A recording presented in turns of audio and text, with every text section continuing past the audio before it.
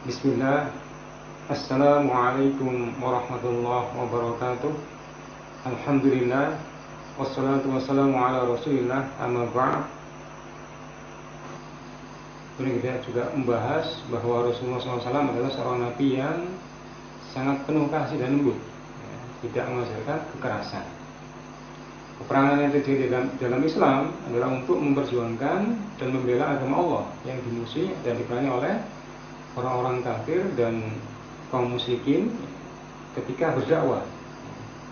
Dan sejarah membuktikan setiap negara yang penduduknya mayoritas Islam atau dikuasai umat Islam, maka umat beragama lain aman dan terlindungi sebagai perwujudan bahwa Islam agama yang penuh dengan toleransi. Sebaliknya, kita melihat dengan data dan fakta, ketika mayoritas penduduknya non-muslim atau dikuasai oleh non-muslim, maka kaum muslimin yang minoritas ditindas, diintimidasi, bahkan dibunuh, dibunuh secara keji, ini terjadi genosida. Itu semua adalah fakta dan bukti nyata yang tidak bisa dibantah. Dan mereka menggunakan standar ganda, mereka paham kepada umat Islam, tetapi tidak berlaku bagi bangsa mereka, bagi agama mereka, bagi sekutu-sekutu mereka.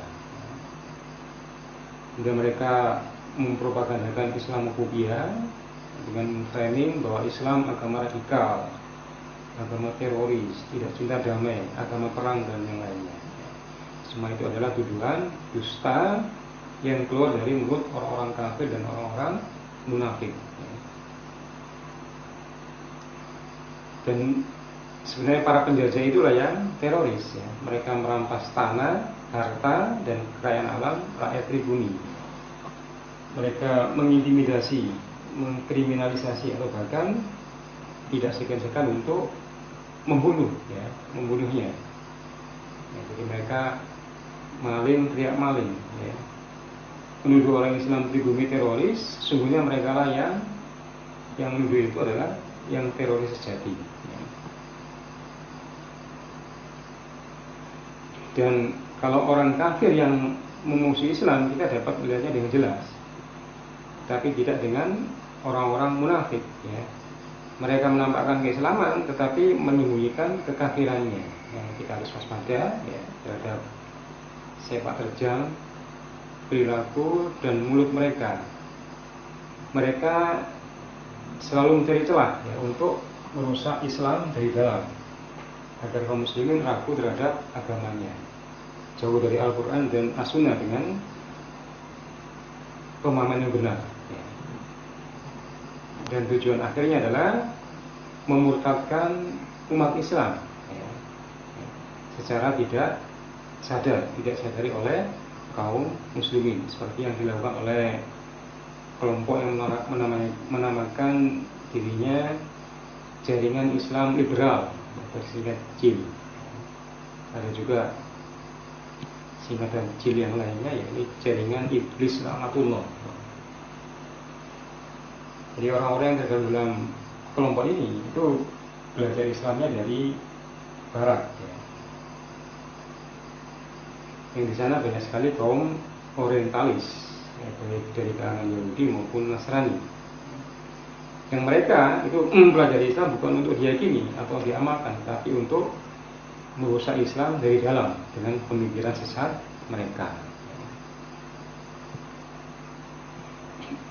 Salah satu ajaran mereka diantaranya adalah menyatakan semua agama sama, yakni Wahdatul Adyan.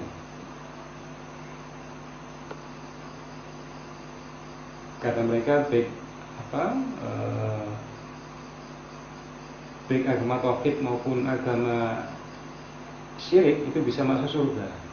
Katanya seperti itu, karena dia menganggap semua agama sama. Kemudian dia mengatakan jilbab tidak wajib karena produk budaya. Kemudian sholat tidak wajib, menghalalkan wanita muslimah menikah dengan laki-laki kafir. Kemudian mereka berani mengkritisi nas atau dalil yang sahih, bahkan menolaknya atau menyimpangkannya, menyimpangkan maknanya dengan akal bodoh mereka, ya. Dan masih banyak lagi penyimpangan yang lain. Maka ini jelas ajaran sesat dan menyesatkan, ya. Pemikiran mereka ini cenderung sekuler, yakni memisahkan antara agama dengan negara atau pemerintahan. Sampai-sampai ada yang mengatakan bahwa musuh Pancasila adalah agama. Padahal nilai-nilai Pancasila itu diambil dari ajaran Islam. Dan tokoh orientalis yang pernah ada di Indonesia adalah Christian Snok Burgronya. Jadi dia membantu penjajah Belanda untuk melumpuhkan perlawanan rakyat yang beragama Islam, ya, terhadap kolonial Belanda, ya, terutama perlawanan rakyat Aceh. Maka orang-orang liberal ini itu mengikuti jejak dia, ya, jejak kaum orientalis, ya, yang tujuannya adalah untuk menghancurkan Islam dari dalam. Kemudian sekte lain yang merusak Islam dari dalam adalah Syiah Rafidhah yang didirikan oleh orang Yahudi, yakni Abdullah bin Sabah. Kemudian sekte lain adalah Ahmadiyah yang didirikan oleh nabi palsunya Mirza Ghulam Ahmad yang merupakan antek penjajah Inggris, ya. Dan kedua-duanya, baik Syiah Rafidhah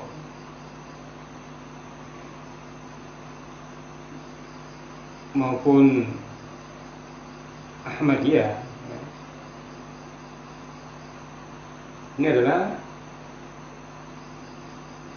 di luar Islam, ya. Walaupun mereka mengaku Islam. Maka jangan terkecoh dengan ajaran dan penampilan mereka.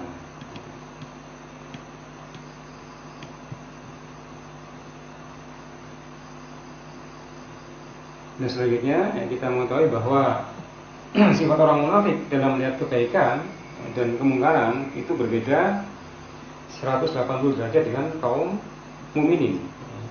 Kalau orang mukmin, mereka beramar ma'ruf nahi munkar, sedangkan orang munafik itu sebaliknya, yakni amar munkar nahi ma'ruf. Sebagaimana yang pernah kita bahas, yakni yang disebut dalam Al-Quran. Kemudian mereka, orang munafik, ya, dengan kemampuan bersilat lidahnya itu bisa mempengaruhi atau menghipnotis orang lain agar setuju dengan pendapatnya, ya.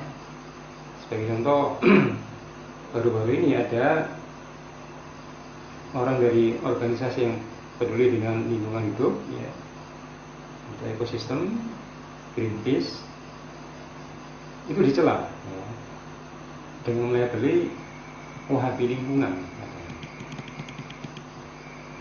Alasannya karena mereka memelihara kemurnian lingkungan alam dari eksploitasi sumber daya alam atau penambangan.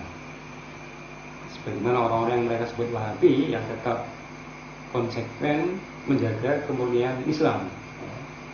Padahal di Arab Saudi, ya, yang mereka sebut dengan negeri Wahabi, itu sudah maklum bahwa salah satu sumber pendapatan negara mereka adalah pertambangan, ya, tambang minyak bumi. Maka ya sedikit tergelitik, ya, terhadap statement mereka yang menyatakan Wahabi lingkungan. Tapi bedanya, pertambangan di Saudi itu jauh dari dalam bumi, ya, maksudnya berada di dalam bumi, sedangkan permukaan tanahnya adalah padang pasir.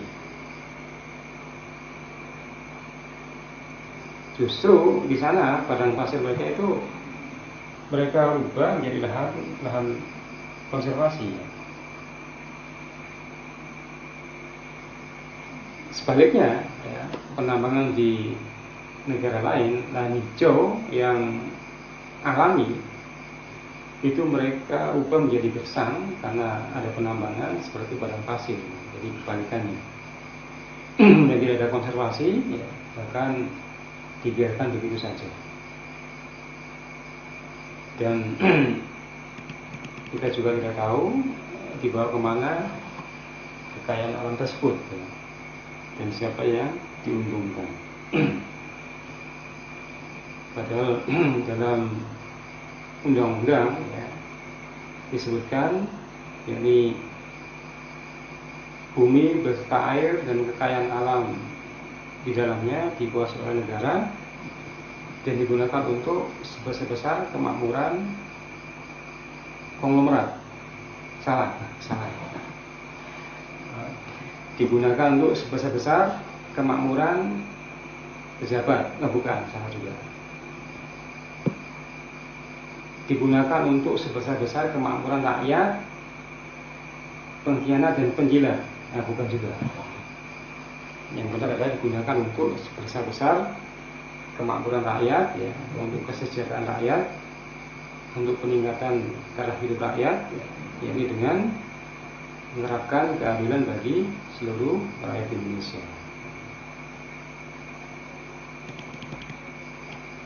Maka kita harus hati-hati terhadap perkataan orang munafik, ya, yang keluar dari mereka itu manis, ya, tapi berbisa, ya, penuh dengan racun yang mematikan. Mereka menampakkan keislaman, tetapi tujuannya adalah untuk menghancurkan Islam dari dalam, ya. Yang ujungnya adalah memurtadkan kaum muslimin, ya. Dan mereka melakukannya secara terorganisir, secara terstruktur, sistematis dan masif. Maka Rasulullah SAW bersabda dari Umar bin Khattab radhiyallahu anhu agar kita berhati-hati terhadap perkataan orang-orang munafik, ya, sebagaimana disebut dalam hadis riwayat Imam Ahmad, Tabrani dan yang lainnya, yakni qala Syekhul Imam Ahmad rahimahullah taala fi musnadihi hadatsana Abu Sa'id hadatsana Dailamu du Ghuzwan Abdi hadatsana Maimun Al-Qurdi hadatsani Abu Utsman An-Nahdi an Umar bin Khattab radhiyallahu anhu anna Rasulullah sallallahu alaihi wasallam qala inna akhwafa ma akhafu ala ummati kullu munafiqin ali bil lisan. Rahul Imam Ahmad wal Baihaqi wa Tabrani wa ghairuhum. Syekhul Imam Ahmad rahimahullah ta'ala dalam kitab Musnadnya berkata, telah menceritakan kepada kami Abu Sa'id, telah menceritakan kepada kami Dailan bin Ghuzwan Adi, telah menceritakan kepada kami Maimun Al-Qurdi, telah menceritakan kepadaku Abu Utsman An-Nahdi dari Umar bin Khattab radhiyallahu anhu bahwasanya Rasulullah SAW bersabda, sesungguhnya sesuatu yang paling aku takuti atas umatku adalah setiap orang-orang munafik yang pandai berbicara, yang pandai berretorika, pandai berargumen. Hadis Ahmad, Tabrani, Baihaqi dan yang lainnya. Jadi sudah 1400 tahun yang lalu, ya, Rasulullah SAW memperingatkan tentang adanya orang-orang munafik, ya, yang dengan kepandaiannya dalam berbicara, ya, dan segala upaya yang telah mereka lakukan tujuannya adalah untuk mempengaruhi umat Islam, yakni baik dengan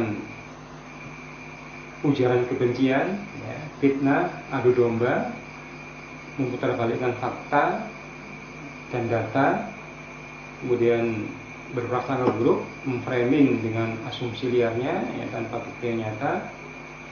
Seperti contoh mengatakan bahwa Salafi atau Wahabi, ya,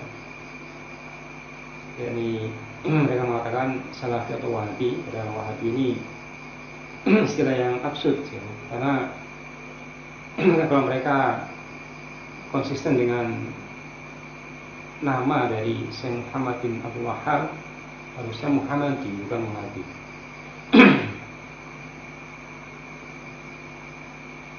Sedangkan Wahabi itu adalah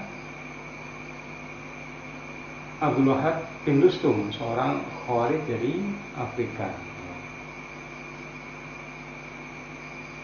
Jadi mereka mengatakan belajar agama kepada Salafi Wahabi awalnya bagus katanya. Awalnya bagus bagi orang awam, dengan menyebutkan nama Ustaz Syafiq Reza Basalama, Ustaz Yazid bin Abdul Jawas, Ustaz Firanda, dan Ustaz Khalid ya. Kemudian lama-kelamaan akan menjadi teroris katanya, dan bergabung dengan jaringan teroris. Bermula dari mengkafirkan orang di sekitarnya yang berbeda amalia dan ubudiyah ya. Kemudian mereka akan mengkafirkan sekecamatan, seprovinsi, dan terakhir mengkafirkan negara ya. Ini tujuan yang keji ya. Tujuan yang jahat dan sangat dusta, sedusta-dustanya manusia. Kenapa? Bagaimana mungkin ajaran Islam yang murni ya, berdasarkan Al-Quran dan Sunnah, dengan pemahaman para sahabat sebagai agama yang menjadi rahmat bagi seluruh alam, itu diframing menjadi penyebab kerusakan di muka bumi ya, seperti teroris ya. Demi Allah, jika dia tidak mencabut perkataannya ya, saya serahkan urusannya kepada Allah Ta'ala ya. Ini bisa jadi dianggap ataupun diberi hidayah oleh Allah Ta'ala. Dan saya berharap Allah Ta'ala memberi taufik kepadanya ya, Allah. Jadi mustahil ya apabila ada seorang muslim yang beramal dengan berdasarkan Al-Quran dan Sunnah ya, dengan pemahaman salafus saleh ya, dengan pemahaman para sahabat, itu menjadi teroris ya, itu mustahil.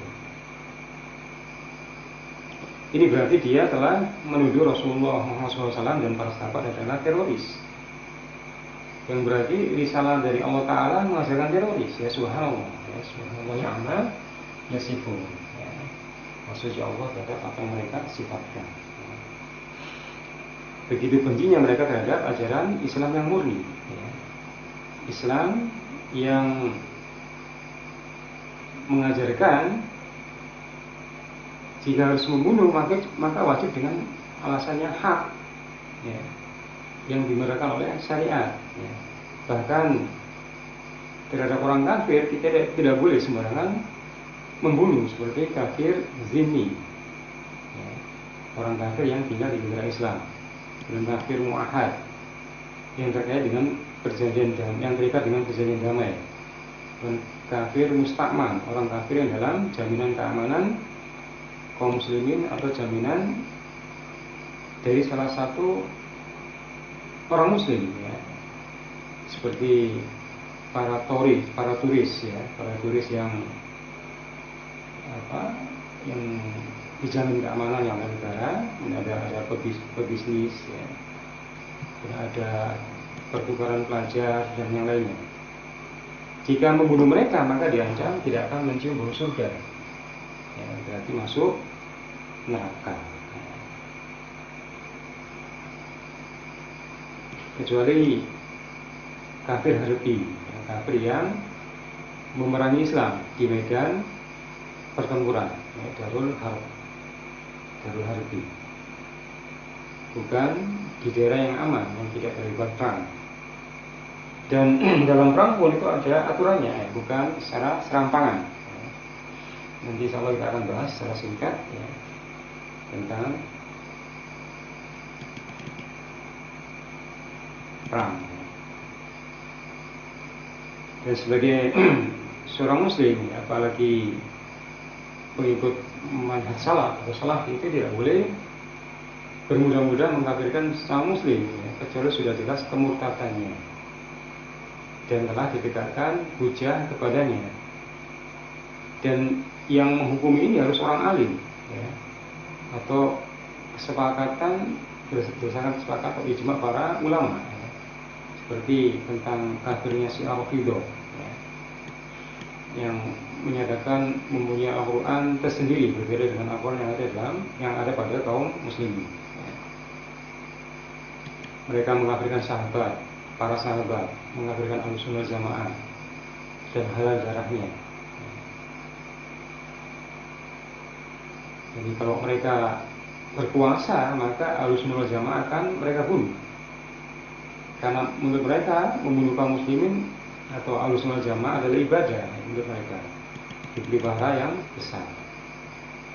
Kemudian Tuhan dan Nabi mereka berbeda dengan Tuhan dan Nabi kaum muslimin.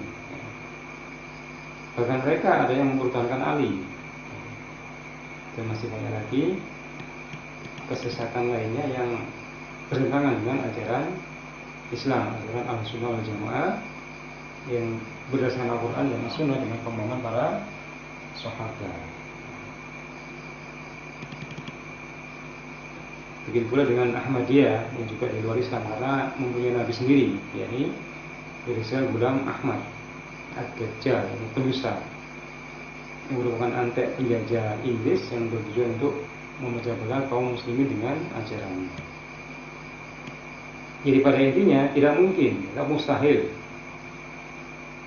semustahil gajah masuk ke lubang jarum jika ada salafi atau yang mereka sebut wahabi itu bermudah-mudah dalam mengkafirkan orang lain sebelum terbukti kebenarannya dan telah ditegakkan hujah kepadanya. Kemudian disepakati oleh para ulama berdasarkan nas atau dalil atau yang jelas-jelas kekafirannya sebagaimana disebutkan dalam Al-Quran dan As-Sunnah, seperti ahli kitab yang Yahudi Nasrani disebut dalam Al-Quran adalah orang-orang kafir dan orang-orang di luar Islam atau non-Muslim. Karena jika menuduh seorang Muslim kafir kemudian tidak terbukti, maka tuduhan tersebut akan kembali kepada dirinya, kepada yang menuduh.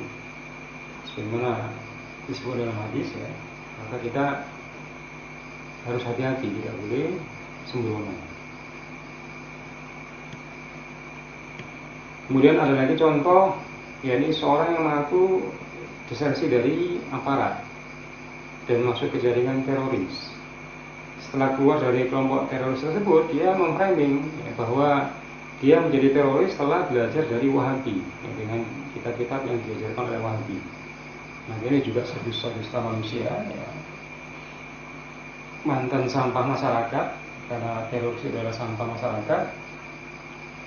Harusnya dia bertobat, ini malah menebar racun, ya, yang membunuh hati dan akal serta membutakan mata dan menutup pendengaran manusia, ya, dari kebenaran syariat yang dibawa oleh Rasulullah Muhammad SAW dan para sahabatnya.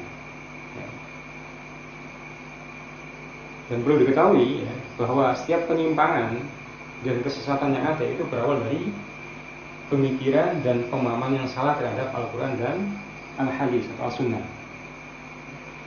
Betapa banyak kelompok yang mengatakan Al-Quran dan Sunnah, Al-Quran dan Hadis, tapi menjadi kelompok yang menyimpang dan sesat seperti Khawarij, Mu'tazilah, Qadariyah, Murji'ah, Jahmiyah, Batiniyah, NII, Isa Bugis, LDII, Hizbut Tahrir dan yang lainnya.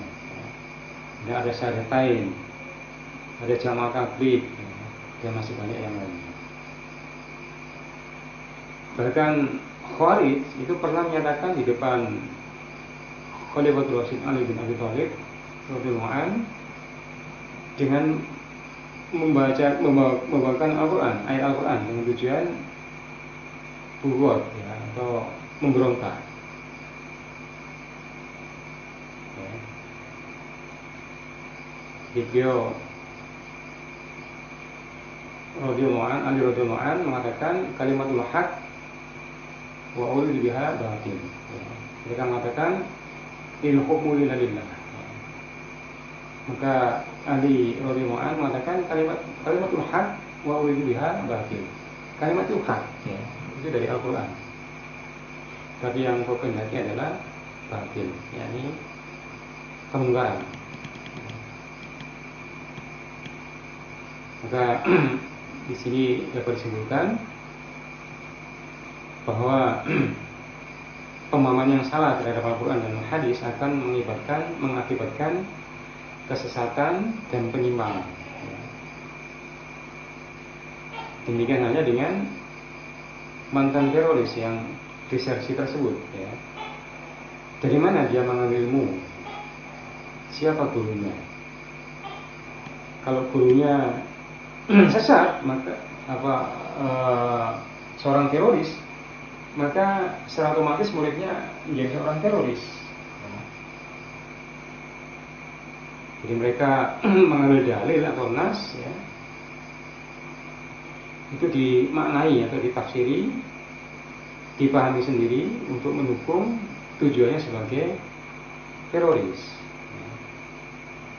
Atau mereka mempelajari Al-Quran dan Sunnah atau Al-Hadis tanpa bimbingan guru, ya, otodidak. Maka dalam hal ini, ya,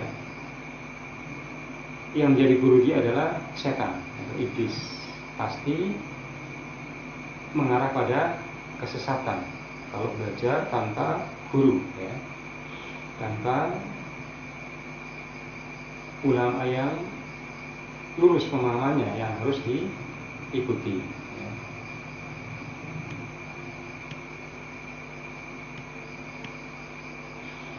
Sekali lagi, tuduhan mereka itu tidak berdasar, tanpa fakta dan data. Contohnya tidak jauh-jauh, ya, jadi saya sendiri, ya. Akan saya sampaikan secara singkat tentang perjalanan hidup saya mengenal manhaj salaf, ya, atau menjadi salafi, ya, atau yang mereka sebut dengan wahabi. Kalau yang benar adalah salafi, yakni pengikut manhaj salaf, yaitu mengikuti Rasulullah SAW dan para sahabatnya dalam beragama, yakni mengikuti Al-Quran dan Sunnah dengan pemahaman salafus sholihin, ini para sahabat radhiyallahu anhum ajma'in. Jadi bukan asobiyah yang mengkhususkan tokoh atau ulama, ya, atau organisasi, kelompok atau golongan. Bukan asobiyah. Manhaj salaf itu bukan asobiyah. Jadi saya terlahir di Surabaya, ya, dari keluarga NU. Bapak saya kelahiran Banjarmasin, Kalimantan Selatan, dan mama atau ibu saya dari suku Jawa Timur. Terhitung sampai hari ini saya mengikuti manhaj salaf itu sudah 32 tahun. Sejak saya mengenal manhaj salaf, ya, dan menjadi mengikuti ulama salaf atau salafi,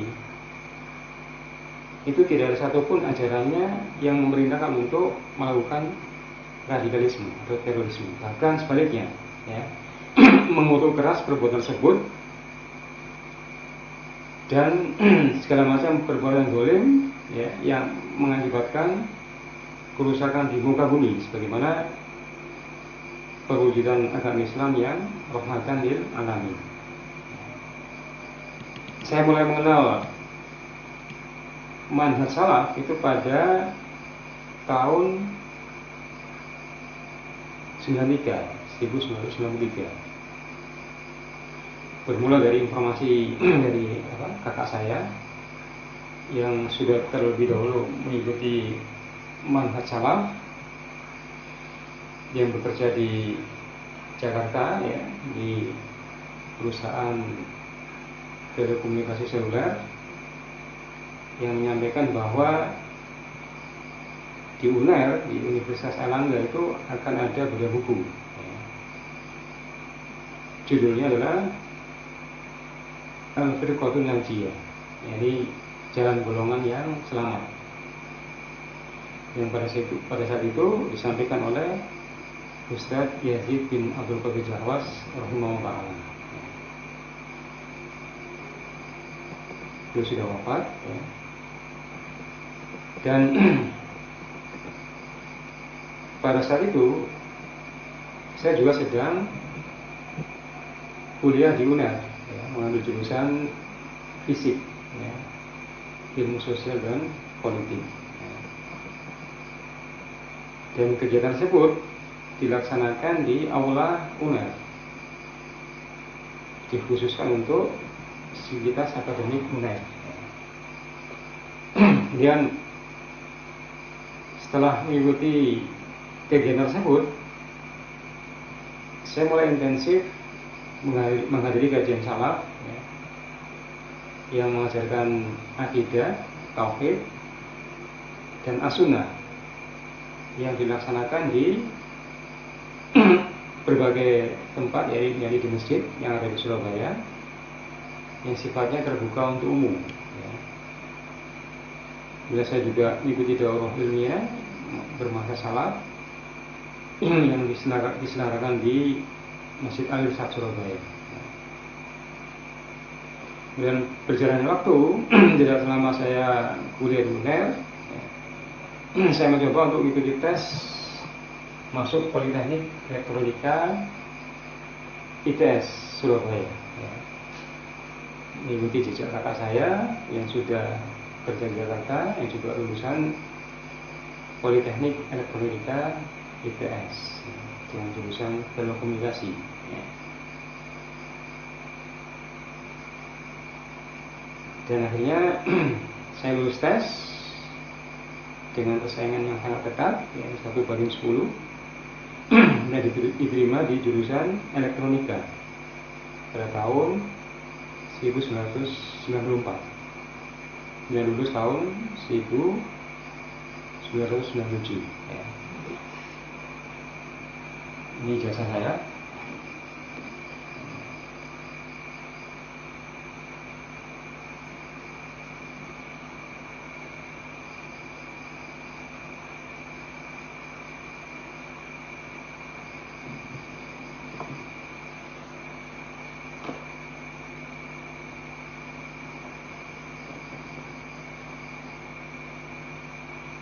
Dan asli rektornya adalah Profesor Siro Sugiono dan sebagai direkturnya adalah Dr. Insinyur Muhammad Nuh ya, yang pernah menjabat Menkominfo dan Mediknas di era Bapak Presiden Susilo Bambang Yudhoyono gitu ya. Adapun kuliah di UNER, saya tidak sampai lulus ya, saya hanya menjalani 2 semester saja. Pertimbangan saya masuk Politeknik Elektronika ITS agar cepat kerja ya, karena banyak dibutuhkan di dunia industri sehingga bisa membantu keluarga. Karena kami dari keluarga yang pas-pasan ya, jika cepat kerja itu dapat menaikkan perekonomian keluarga ya, dan bisa membantu adik-adik untuk melanjutkan sekolah ya. Kami 4 bersaudara dan alhamdulillah semuanya sudah berkeluarga. Kemudian kedua orang tua kami telah wafat ya, semoga Allah Ta'ala memasukkannya dalam surga Firdaus ya, Allahumma amin. Ini kita kembali ya, setelah lulus dari Politeknik saya merantau ke Jakarta dan bekerja di perusahaan swasta yang akhirnya pindah dan menetap di Tangerang selama sampai hari ini ya. Kemudian ketika bekerja di Jakarta ya, dan Tangerang, saya masih terus intensif ya, mengikuti kajian salaf. di Jakarta menghadiri kajian rutin setiap hari Sabtu pagi yang membahas kitab Sahih Bukhari oleh Ustaz Abdul Hakim bin Amir Abdad, ya, Hafizahullah Ta'ala, yang pada saat itu masih diselenggarakan di masjid komplek perumahan yang berlokasi di Pramuka, ya. Kemudian pindah ke masjid Mubarak Bukut, ya, Gajah Mada, yang berlangsung sampai saat ini. Dan pembahasan Sahih Bukhari sudah tamat, ya, sudah diulang kembali.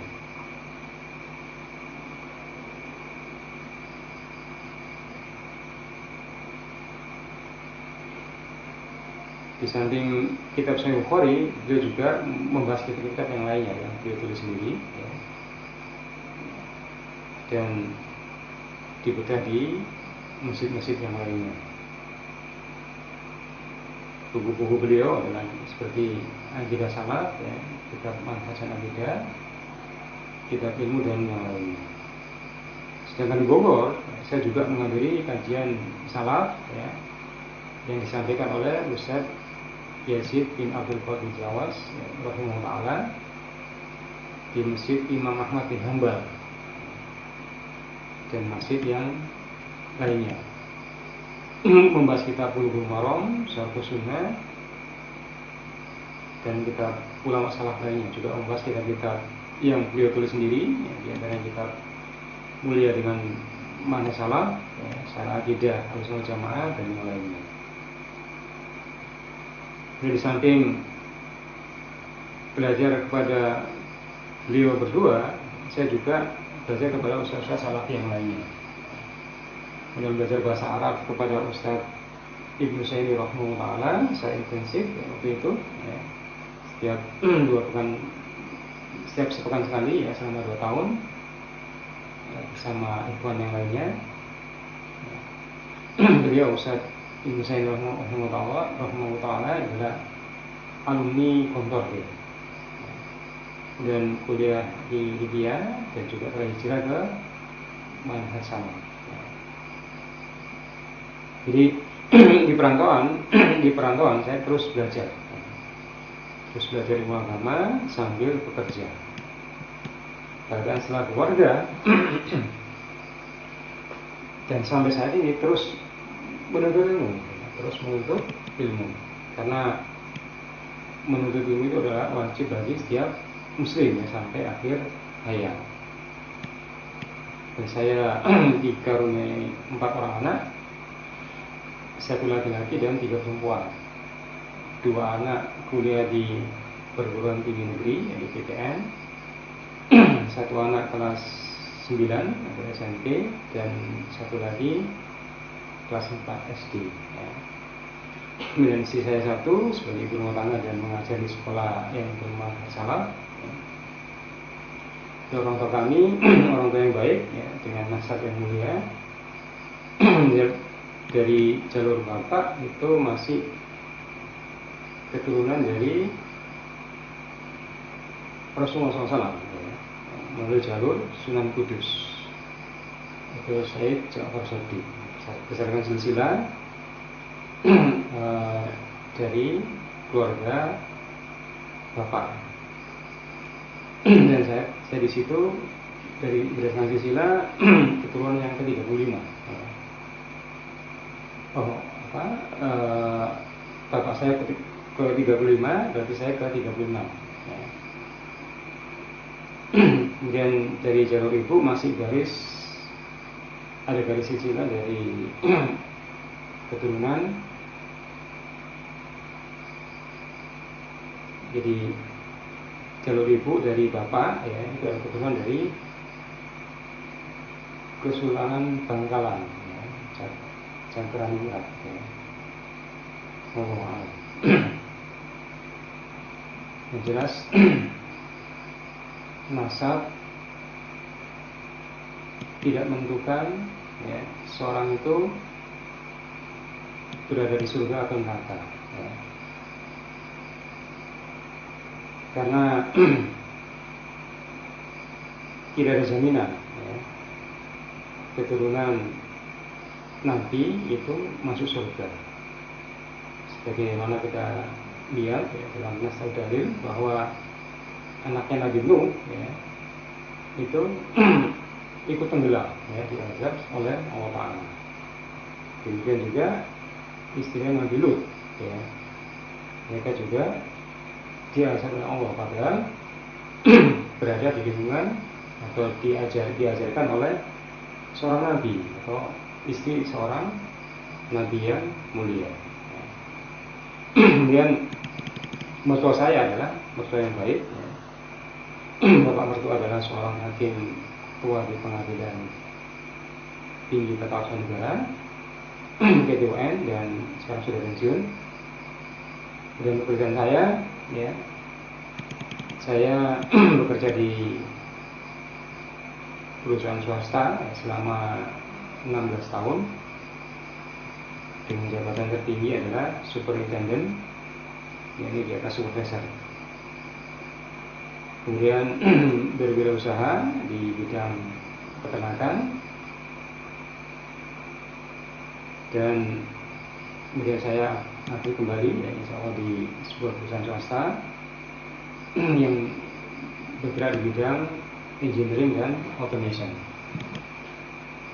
Jadi itu profil singkat tentang perjalanan hidup saya selama 32 tahun mengenal manhaj salaf ya.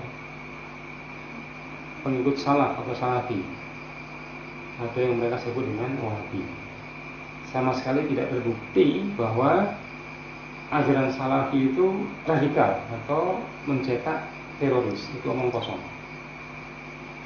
Itu perkataan yang keluar dari mulut orang-orang kafir atau orang-orang munafik yang ingin merusak atau menghancurkan Islam dari dalam ya, agar manusia membenci atau menjauhi ajaran Islam yang murni yang dibawa oleh Rasulullah SAW dan para sahabatnya, agama yang rahmatan lil alamin.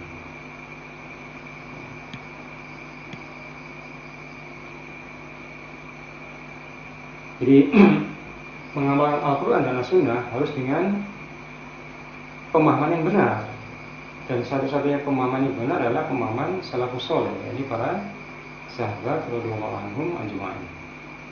Karena para sahabat adalah murid langsung dari Rasulullah SAW, kemudian diikuti oleh para tabi'in dan diikuti pula oleh tabi'in. Inilah tiga generasi terbaik yang telah disebutkan dalam hadis yang sahih. Jika kita ingin selamat, bahagia di dunia dan akhirat, maka ikutilah generasi terbaik ini, yakni mengikuti cara dan sikap beragamanya para sahabat radhiyallahu anhum ajma'in. Sebagaimana Allah firman dalam Al-Quran surat At-Taubah ayat 100, surat 9 ayat 100, yakni A'udzu billahi minasy syaithanir rajim. والسابقون الأولون من المهاجرين والأنصار والذين اتبعوهم بإحسان رضي الله عنهم ورضوا عنه وأعد لهم جنات تجري تحتها الأنهار خالدين فيها أبدا ذلك الفوز العظيم. Orang-orang yang terdahulu lagi yang pertama-tama masuk Islam dari golongan muhajirin dan ansor, dan orang-orang yang mengikuti mereka dengan baik, Allah ridha kepada mereka dan mereka pun ridha kepada Allah. Dan Allah menyediakan bagi mereka surga-surga yang mengalir sungai-sungai di dalamnya selama-lamanya. Mereka kekal di dalamnya, dan itulah kemenangan yang besar.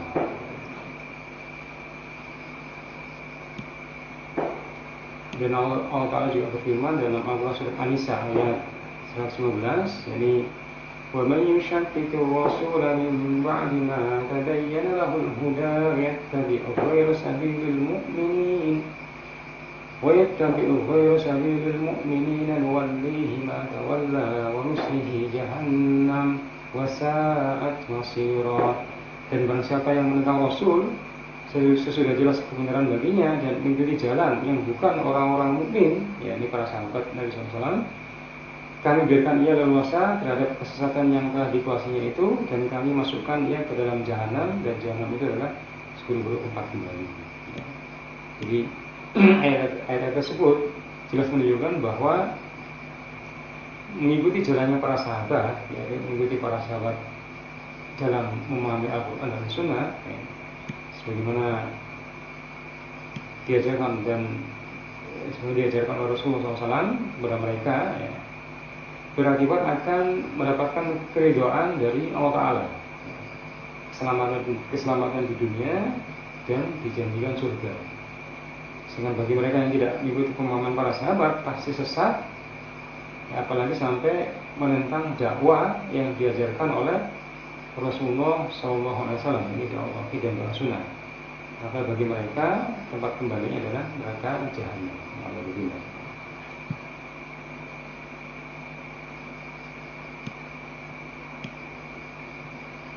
Orang-orang munafik itu tadi, ya, ini orang yang menampakkan keislaman tetapi menyembunyikan kekafirannya, yang ingin menghancurkan Islam dari dalam dan agar kaum muslimin murtad atau ikut kafir orang munafik tersebut, kemudian menghalangi manusia untuk menerima kebenaran, ya, menelikung kaum muslimin, mengadu domba, memfitnah, dan sebagainya. Mereka ini nanti tempat kembalinya adalah berada dalam neraka yang paling dasar, ya, teraknya neraka jahanam.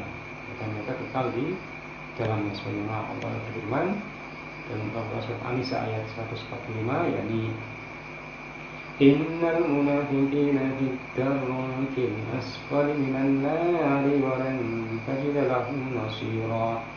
Sesungguhnya orang-orang munafik itu ditempatkan pada tingkatan yang paling bawah dari neraka, dan kamu sekali-kali tidak akan mendapat seorang penolong pun bagi mereka. Surat An-Nisa ayat 145. Ini dalam surat An-Nisa ayat 140 disebutkan innallaha jami'ul munafiqina wal kafirina fi jahannam jami'an. Sesungguhnya Allah akan mengumpulkan semua orang-orang munafik dan orang-orang kafir di dalam jahanam. Ini dalam surat At-Taubah ayat 63, yakni alam ya'lamu annahu man yujadidillaha wa rasulahu wa anna lahu nar jahannam khalidan fiha dzalikal khizyul 'alim. Tidakkah mereka orang-orang munafik itu mengetahui bahwasanya barang siapa yang menentang Allah dan Rasulnya, maka sesungguhnya neraka jahanamlah baginya, kekal mereka di dalamnya, dan itu adalah kehinaan yang besar. Itulah surat At-Taubah ayat 63. Kemudian dalam surat At-Taubah ayat 8, yakni wa'adallahu al-munafiqina wal munafiqati wal kuffara nar jahannam khalidina fiha hiya hasbuhum wa la'anahumullah wa lahum 'adzabun muqim. Allah mengancam orang-orang munafik laki-laki dan perempuan dan orang-orang kafir dengan neraka jahanam. Mereka kekal di dalamnya, cukuplah neraka itu bagi mereka, dan Allah melaknati mereka dan bagi mereka azab yang kekal.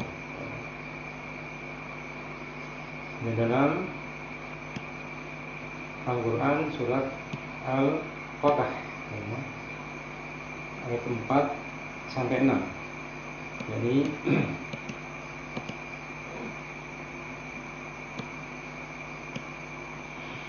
هو الذي أنزل السكينة في قلوب المؤمنين ليزدادوا إيمانا مع إيمانهم ولله جنود السماوات والأرض وكان الله عليما حكيما. ليدخل المؤمنين والمؤمنات جنات تجري من تحتها الأنهار خالدين فيها ويكفر عنهم سيئاتهم وكان ذلك عند الله فوزا عظيما. ويعذب المنافقين والمنافقات والمشركين والمشركات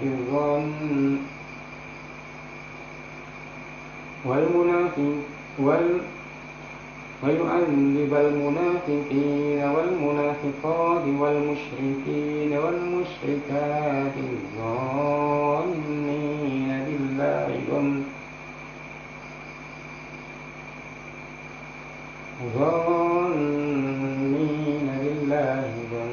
السوء عليهم دائرة السوء وغضب الله عليهم ولعنهم وأعد لهم جهنم وساءت مصيرا. Dan dialah yang telah menurunkan ketenangan ke dalam hati orang-orang mukmin supaya keimanan mereka bertambah di samping keimanan mereka yang telah ada. Dan kepunyaan Allah lah tentara langit dan bumi, dan adalah Allah Maha mengetahui lagi Maha bijaksana, supaya Dia memasukkan orang-orang mukmin laki-laki dan perempuan ke dalam surga yang mengalir di bawahnya sungai-sungai, mereka kekal di dalamnya, dan supaya Dia menutupi kesalahan-kesalahan mereka. Dan yang demikian itu adalah keberuntungan yang besar di sisi Allah, dan supaya Dia Allah mengajak orang-orang munafik laki-laki dan perempuan dan orang-orang musyrik laki-laki dan perempuan yang mereka itu berprasangka buruk terhadap Allah, mereka akan mendapat pilihan kebinasaan yang amat buruk, dan Allah memurkai dan mengutuk mereka serta menyediakan bagi mereka neraka jahanam. Dan neraka jahanam itu adalah sejarah tempat kembali. Dalam Al-Quran surat At-Taubah ayat 73, yakni ya ayyuhan nabiyyu jahidil kuffara wal munafiqina waghlud 'alaihim wa ma'wahum jahannam wa bi'sal masir. Wahai Nabi, berjihadlah melawan orang-orang kafir dan orang-orang munafik itu, dan bersikap keras terhadap mereka. Tempat mereka adalah jahanam, dan itu adalah tempat kembali yang seburuk-buruknya. Kita lanjutkan ya. Dalam sejarah ya, framing mereka, framing orang kafir dan munafik ya, terhadap kaum muslimin itu tidak terbukti ya. Justru yang jelas-jelas teroris adalah Zionis Yahudi dan Syiah Rafidhah yang telah melakukan genosida atau pembangkian terhadap kaum muslimin Ahlussunnah wal Jamaah. Syiah itu adalah bentukan orang Yahudi, Abdullah bin Sabah, yang tujuannya adalah untuk membatalkan Islam dan juga merusak Islam dari dalam. Nah, dan telah kita saksikan ya, mereka saling membantai, saling berperang. Maka ini adalah balasan dari Allah Ta'ala ya, atas makar mereka yang selalu memerangi kaum muslimin Ahlussunnah Jamaah ya. Walaupun mereka hanya belasan hari berperang ya, antara Yahudi dan Syiah. Jadi mereka saling menghancurkan diri sendiri ya, bukan oleh tangan kaum muslimin yang terzalimi ya. Maka hal tersebut adalah sangat mudah bagi Allah ya, untuk memusnahkan atau menghadap suatu kaum yang zalim dengan cara apapun yang dikehendaki oleh Allah Ta'ala. Kemudian lantas bagaimana ya, sikap kita melihat kondisi peperangan tersebut? Yang pertama adalah kita bersyukur kepada Allah karena mereka sama-sama kafir ya, sama-sama zalim, saling memusnahkan. Tapi yang jadi konsen bagi kita adalah keselamatan wanita dan anak-anak serta orang tua yang tidak ikut berperang di antara kedua belah pihak. Ini karena alasan kemanusiaan.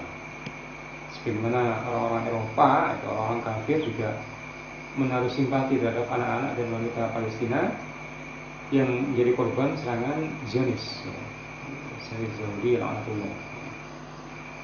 Demikian juga yang dilakukan oleh Syiah Rafidhah, yang membantu atau pura-pura membantu perjuangan Palestina, ya. Karena ini sangat paradoks, ya. Di satu sisi mereka membantu kaum muslimin, ya, seperti yang dilakukan oleh Yahudi, tapi di sisi lain juga memerangi Zionis Yahudi. Maka kita jangan terkecoh, ya, untuk mendukung salah satu di antara keduanya, karena bisa jadi kita akan masuk pada permainan mereka, ya. Ini akan mendukung salah satu di antara mereka, padahal kedua-duanya secara nyata sama-sama memerangi Islam, ya. Sekali lagi, fokus kita adalah selamatkan wanita dan anak-anak serta orang lanjut usia yang tidak ikut berperang, yang menjadi korban, ya. Jadi alasan kemanusiaan, ya. Dan kita ingatkan sekali lagi bahwa para ulama telah sepakat bahwa Syiah Rafidhah bukan Islam, ya. Maka kita jangan tertipu dengan kedok mereka yang seakan-akan membantu perjuangan rakyat Palestina, yang akhirnya banyak orang yang menaruh simpati pada mereka, ya. Jadi jangan sampai terjadi lepas dari mulut harimau masuk ke mulut buaya, ya. Ini adalah takiyah, ya, atau kamuflase yang mereka selalu lakukan, ya, sebagai salah satu akidah mereka, yakni at-taqiyah dunnah. Ini kebohongan, kedustaan, penyamaran itu adalah menjadi agama bagi mereka. Jadi mereka serigala berkulit ontang. Wassallallahu ala nabiyyina Muhammadin wa ala alihi wa sahbihi wasallam wa akhiru da'wana alhamdulillahi rabbil alamin. Subhanakallahumma bihamdika asyhadu an la ilaha illa anta astaghfiruka wa atubu ilaik. Wassalamu alaikum warahmatullahi wabarakatuh.